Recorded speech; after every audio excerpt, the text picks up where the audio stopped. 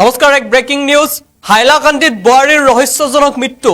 স্বামীৰ বিৰুদ্ধে হত্যা কৰাৰ অভিযোগ উত্থাপন হৈছে। অমানসিক নিৰ্যাতন চলাই হত্যা কৰাৰ অভিযোগ স্বামীৰ বিৰুদ্ধে। আৰু হাইলাকান্দিত এই ঘটনা সংঘটিত হৈছিল। লৈ অহাৰ চেষ্টা কৰিছো সবিশেষ।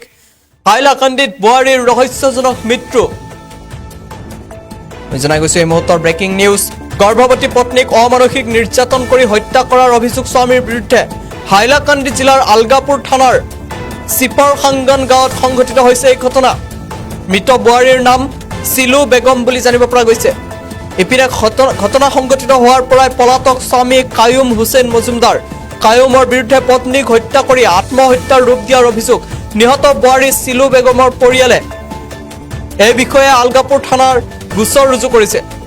আলগাপুৰ থানাত ৰুজু কৰা হৈছে এটা গোচৰ। হাইলাকান্দিৰ পৰা আমালৈ সংবাদ প্ৰেৰণ কৰিছে আবুল কালাম লস্কৰে। পুনৰ জনাইছো এই খবৰ। হাইলাকান্দিত বোৱাৰীৰ ৰহস্যজনক মৃত্যু। গৰ্ভৱতী পত্নীক অমানসিক নিৰ্যাতন কৰি হত্যা কৰাৰ অভিযোগ স্বামীৰ বিৰুদ্ধে। বৰ্তমান স্বামী পলাতক। হাইলাকান্দি জিলাৰ আলগাপুৰ থানাৰ চিপাৰসাংগন গাঁৱত সংঘটিত হৈছে এই ভয়ংকৰ ঘটনা। মৃত বোৱাৰীৰ নাম চিলু বেগম বুলি জানিব পৰা গৈছে। ইপিনে ঘটনা সংঘটিত হোৱাৰ পৰাই পলাতক হৈ আছে স্বামী কায়ুম হুছেইন মজুমদাৰ। কায়ুমৰ বিৰুদ্ধে পত্নীক হত্যা কৰি আত্মহত্যাৰ ৰূপ দিয়াৰ অভিযোগ। অৰ্থাৎ স্বামী কায়ুমে পত্নীক হত্যা কৰি আত্মহত্যাৰ ৰূপ দিছে।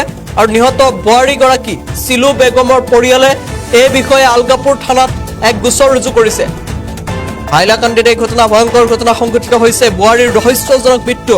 গৰ্ভৱতী পত্নীক অমানসিক নিৰ্যাতন কৰি হত্যা কৰাৰ অভিযোগ স্বামীৰ বিৰুদ্ধে। হাইলাকান্দি জিলাৰ আলগাপুৰ থানাৰ চিপাৰসাংগন গাঁৱত সংঘটিত হৈছে এই ভয়ংকৰ ঘটনা।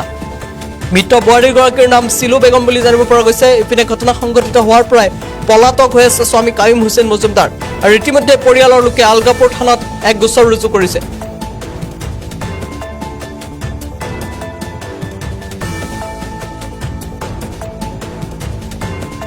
কালকে আমরা গেছি গিয়া খবর পাইয়া গেছি গিয়া দেখছি গিয়া ফাঁসির থেকে জুলাইয়া তারা রাখি দিছে রশির সিন এর বাদে বক্সিন মুকুট বক্সিন দেওয়া ফুলি রয়েছে।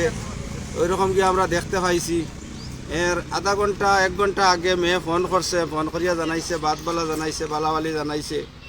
পরে আধা ঘন্টা পরে খবর হওয়া গেছে যে উনি মারা গেছে। মারা গেছে দেখি আমরা গেছি গিয়া দেখছি গিয়া যে ডেড বডি ফুটাইয়া থিয়রছই। তখন আমরা জিজ্ঞাসা করছি, তারা খেয়েও নাই বাড়ির, বাপও নাই, ছেলেও নাই, সেও বাড়িত নাই। তখন মা আসলাম, মারে জিজ্ঞাসা করলাম, মায়ে কয় কিচ্ছু জানে না, আর খালি খান্দে। কোন জায়গায় ঘটনাটা ঘটেছিল? ঘটনা হয়েছে এই সাইরাইল, বাউয়া সাইরাইল ঘটনা হয়েছে। কিন্তু আরও বলে তারা ওলা ঘটনা করছে, কিন্তু আমরা জানি না।